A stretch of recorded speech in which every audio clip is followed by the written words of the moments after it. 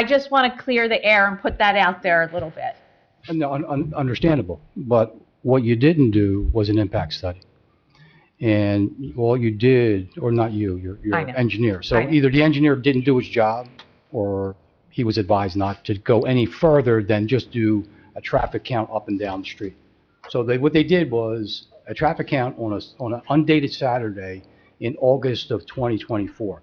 Now, none of us in this room believe that would be enough, because it doesn't take into consideration, well, first of all, where are we on a summer afternoon in the middle of the day? We're on a beach. So there's nobody driving up and down. We're talking about when Chief Adams questioned the engineer, because I don't want to get into the emails any further, because they're very positive and very forthright from Commissioner Adams, and I can commend him. But the answers that he was fed, and it seemed like what we're doing was the engineer was giving a little bit of information this way, a little bit of information that way, a little bit of information, just enough, but never told anyone that this is a one-way project. And that's where the crux started. It started, as somebody stated before, if you're talking about a beautification project, everybody in this room is for a beautification project. Who doesn't want it? But to look at this and say one way, one lane, when we all know we can't get to CVS. I mean, versus 800 visits a day. The average Wawa does 400,000 visits a year. Take into consideration Wawa across the street to 2 bus stops. You've got log jams that people can't make left or rights into Wawa without backing up in front of the Chief's fire station. So it's not a concern about whether or not I think it's, oh, I didn't like it, because it's a practical idea to be able to say, okay, what the engineer did was not enough. Okay, because if you just think about it, we had to do 2 traffic studies, we had to do 2 impact studies. The impact studies would be one at night down at the end, because now if you're coming down Amherst Avenue, which is one way, you're no longer going to be able to make a left-hand turn up Washington Avenue. Where do you go? You're just stuck, because now the lane that's in front, the bicycle lane that's on Amherst Avenue is not a bicycle lane. It's a stop and drop off people, and it's a stop to go get food. It's not. Now consider this, and I said that it's one of the owners of the restaurants.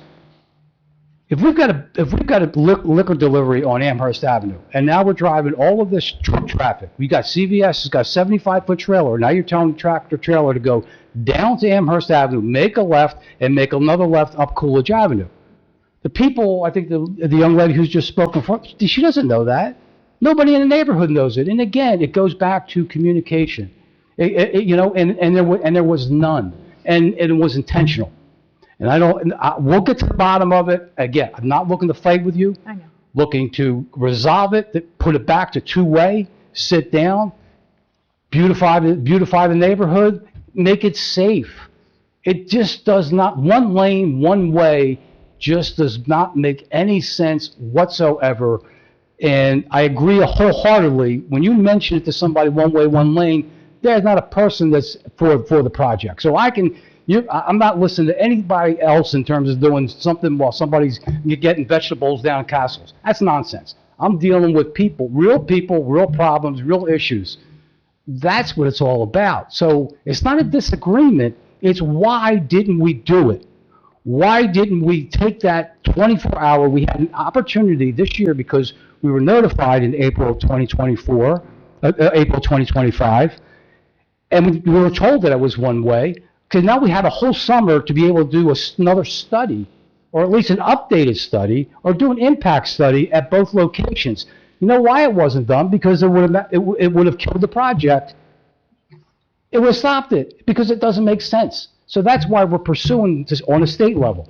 We've got legislators that, you know, in our area that say the right thing, they're against the project, but they don't want to do it. So I've gone outside. I've gone to other parts of the state of New Jersey. We will be meeting with the state. So it doesn't stop with an attorney. Going to court does not help, but it can stop if we get the right people to sit down with us and go over this project, because we believe, based on the information that we have, there's some issues with the application. With that, Thank you. hopefully, my pleasure. Any other public comment?